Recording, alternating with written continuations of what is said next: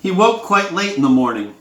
The sun shone through the window straight into his eyes, and the flies, which at night had slept quietly on the walls and ceiling, had turned their attention on him. One landed on his lip, another on his ear. A third decided to install itself on his very eyelid, while a fourth, careless enough to squat down too close to a nostril, got drawn up into his nose, making him sneeze very violently. And it was this that caused him to wake up. Now, looking around the room, he noted that the pictures were not all of birds. Among them hung a portrait of General Kutyasov, and one of some old man painted in oils, with red cuffs on his dress uniform, such as were worn during the reign of Paul I. Once again the clock emitted a hissing sound, then it struck 10. A female face peeked in at the door, vanishing again immediately, since Chichikov, wishing to sleep comfortably, had thrown off absolutely everything. The face had seemed somewhat familiar to him. He started digging in his memory to find out who it might be, and finally remembered that it was the mistress of the house. He put on his shirt. His other clothes, already dried and cleaned, had been laid out near his bed. He dressed, walked over to have a look at himself in the mirror, and sneezed again so loudly that a turkey cock, who had strolled up to the window, which was very close to the ground, suddenly burst into speech in his rather peculiar language, probably saying the equivalent of "God bless you," to which Chichikov answered, "Idiot." He turned toward the window and started contemplating the sights offered him. The window gave almost right onto the poultry house. At least the small yard outside was full of birds and all sorts of domestic creatures.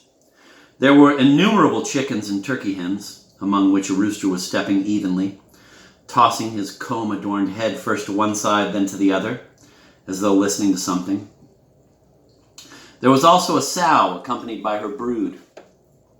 Busy digging in a heap of garbage, she distractedly gobbled up a young chick and, without even noticing, went on gorging herself on watermelon rinds.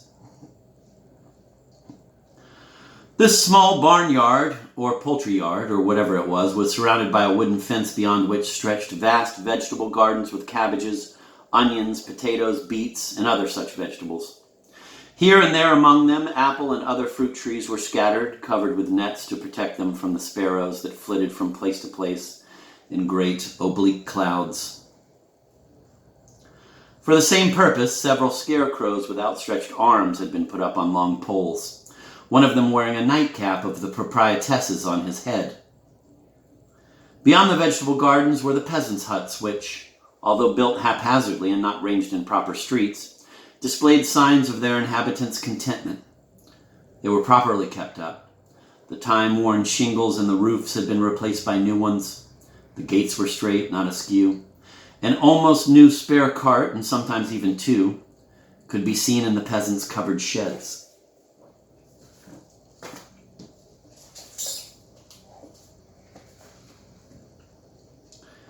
"But her village isn't that small at all," Chichikov muttered, and immediately decided to have a talk with the proprietess and to get to know her better. He peeked through the crack of the door at which her face had appeared and saw that she was sitting at a table drinking tea. He went in with a cheerful, friendly air. "Good morning, my good sir. How did you sleep?" she asked, rising.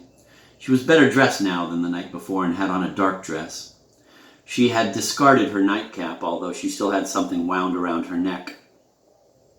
Fine," Chichikov said, installing himself in an armchair. "And how did you sleep, dear lady?"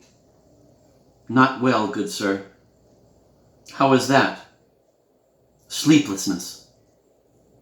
The small of my back keeps aching. And there's a nagging pain in my leg from the hip all the way down to the ankle. It'll pass, ma'am. Don't let it get you down. May God make it go away. I rubbed it with lard and made turpentine compresses. And what will you have with your tea? There's some fruit brandy in the flask over there." "That'll do fine, a little swig of fruit brandy."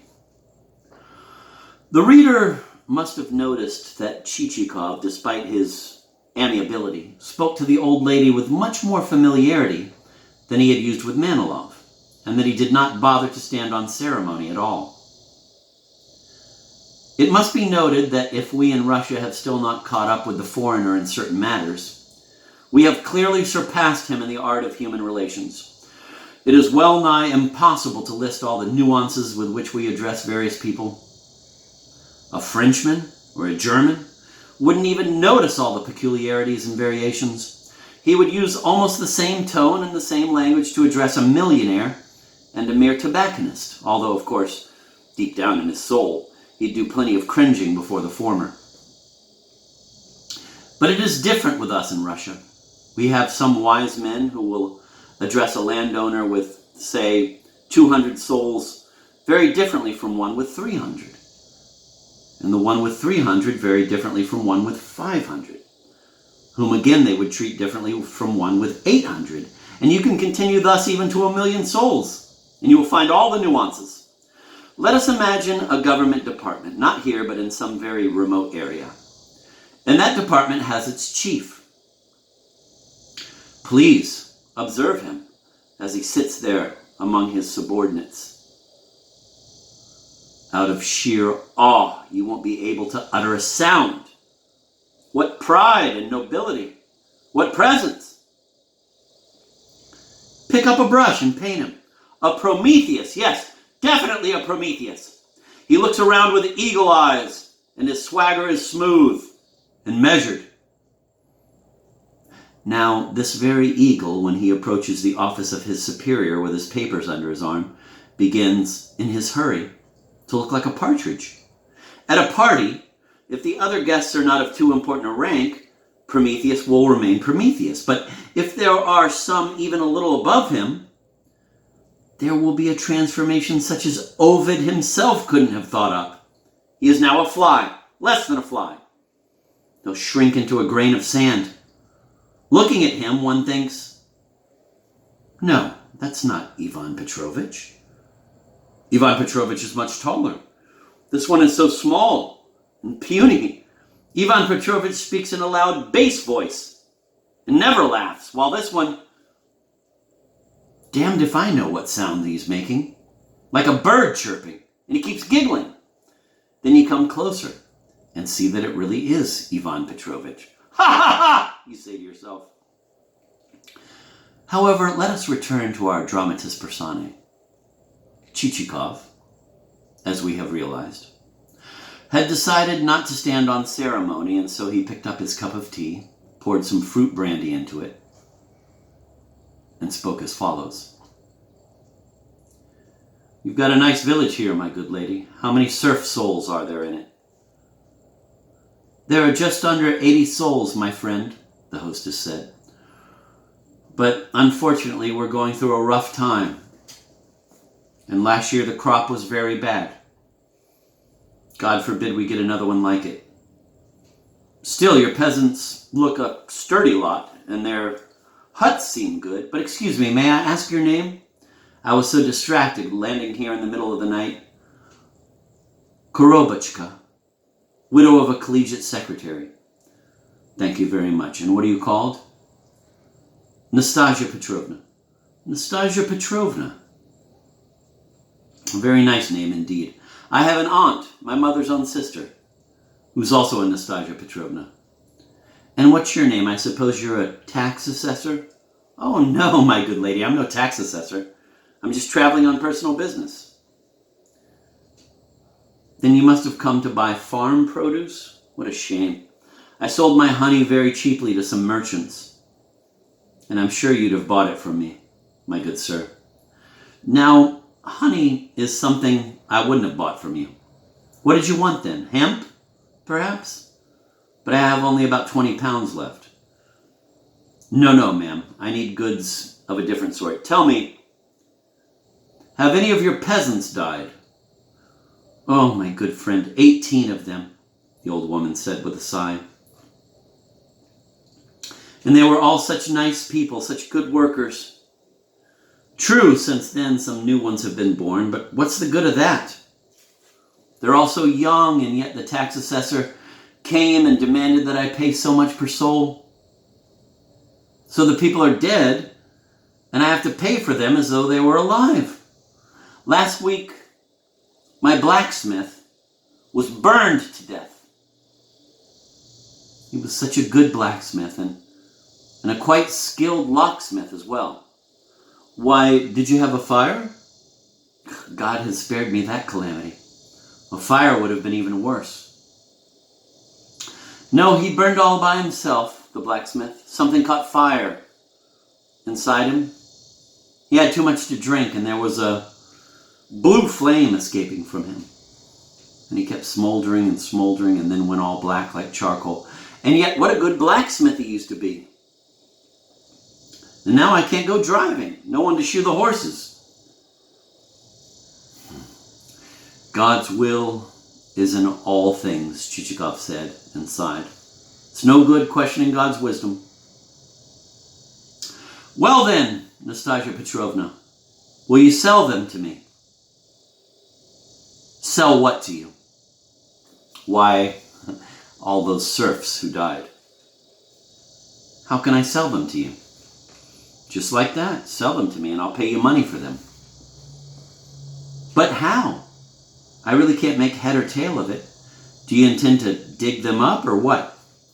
Chichikov realized that the old woman had not understood him and that he would have to explain what he was after. In a few words, he conveyed to her that the sale or transfer would only be on paper and that the souls would figure in the transaction as though they were still alive. But what do you want them for? The old woman asked, her eyes popping. Now that's my business. But since they're dead, and who's trying to maintain they're alive? That's why you lose money on them, because they're dead. You have to pay for them, and now I'll save you the payments and the worry. Do you understand? And I'll not only save you that, but I'll also pay you 15 rubles. Do you understand now? I really don't know. I've never traded in dead people before. Of course not. Would have been quite a wonder if you'd been able to sell them to someone, unless you imagine that there is some real use to be got out of them. No, I don't think there's any use in them. What use can there be since they're dead? Indeed, the whole trouble stems from the fact that they're dead. This woman, Chichikov reflected, seems to be a wooden head. Listen, he said, try to reason. You're being ruined by having to pay taxes for a dead peasant as though he were alive. My dear sir, why talk of such a painful state of affairs? Only 3 weeks ago I paid out over 150 rubles. That, plus the oiling up of the tax assessor, there you are, my good lady. Now, you won't need to grease the tax collector's palm any longer, since I'll be the one who's paying for them. Understand? Me, instead of you. I'll be fully liable for the taxes now. I'll even draw up a purchase deed at my own expense. You understand? The old woman became sunk in thought. She perceived the advantages the transaction seemed to offer, but the whole business was new and unusual. And so she was apprehensive, afraid this government purchasing agent might put one over on her. Hadn't he come from God knew where and in the middle of the night at that? So tell me, my good lady, shall we shake hands on it? Chichikov said, pressing her. But really, my friend, this has never happened to me before. To sell folk who've passed away. When it comes to the live ones, I've sold some. A couple of years ago, I let the deacon have a couple of girls, 100 rubles apiece. And he thanked me because they turned out to be good workers who could weave napkins all by themselves. Certainly, but we're not talking about live ones. Leave the live ones in peace. It's the dead ones I'm after. Really, I'm rather hesitant. I could lose money entering into such a transaction for the first time. Maybe you're fooling me, my good sir? And they're really worth more? Listen, ma'am. Oh, you're really very difficult in some ways. How much are they worth? Do you imagine? Face it. They're dust. Nothing but dust. Now take any valueless thing. A rag, for instance. Even a rag has some use. At least you can sell it to a paper mill. While these, Who can use them? Well, you tell me, what good can they be to you? That's true enough. No good at all. The only thing that's preventing me from going through with it is that they're dead. Chichikov was beginning to lose patience. Damn the wooden-headed old hag, he muttered under his breath. Just try to deal with her. I'm in a sweat because of her. And he mopped the sweat from his brow. However, there was really no reason for Chichikov to get angry. Sometimes a very respectable citizen, even a statesman, turns out to be very much like this Madame Korobachka. Once some notion gets into his head, it's impossible to remove it. You may face him with the clearest arguments, and they all bounce off like a rubber ball off a wall. So Chichikov, having mopped his brow, decided to make her see the light by another device. My good woman, he said,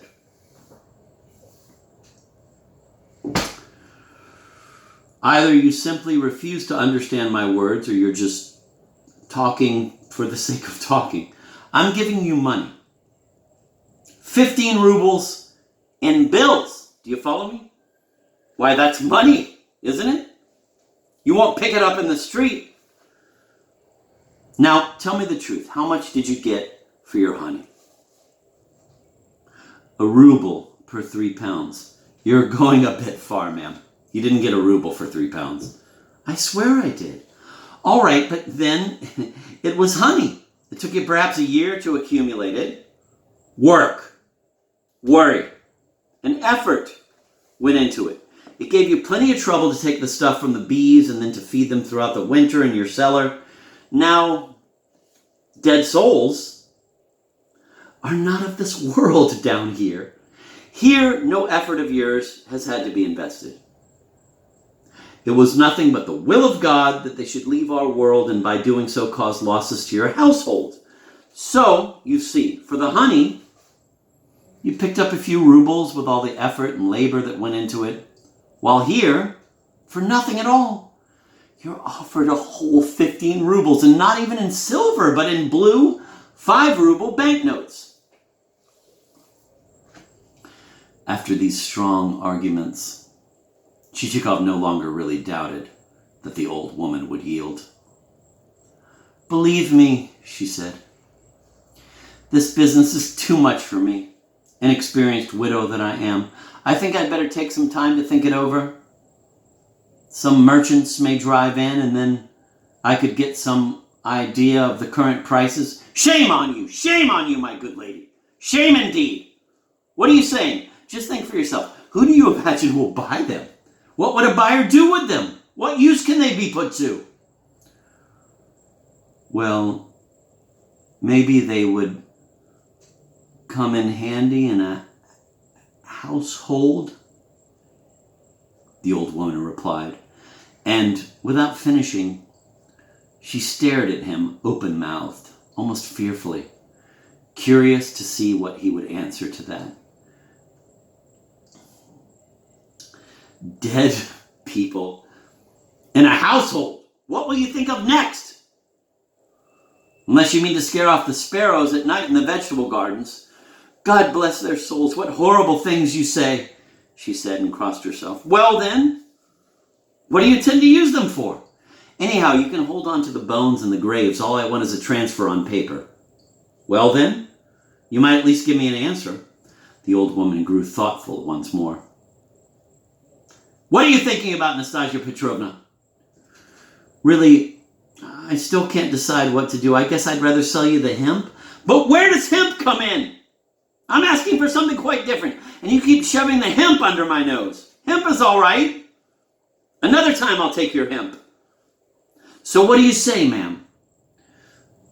My goodness, the merchandise you're after is rather strange and unusual. At this point, Chichikov lost patience altogether, grabbed a chair, banged it against the floor, and expressed the wish that the devil might take her. The lady landowner turned out to be very much afraid of the devil. Oh, for God's sake, don't mention him. Leave him in peace, she cried, turning very pale. The night before last, I kept dreaming of the cursed one. I got a notion to lay out the cards and find my fortune after my evening prayers, and so God must have sent him as a punishment. He was so horrible. With horns longer than a bull's. I really wonder that you don't dream of devils by the dozen, Chichikov said.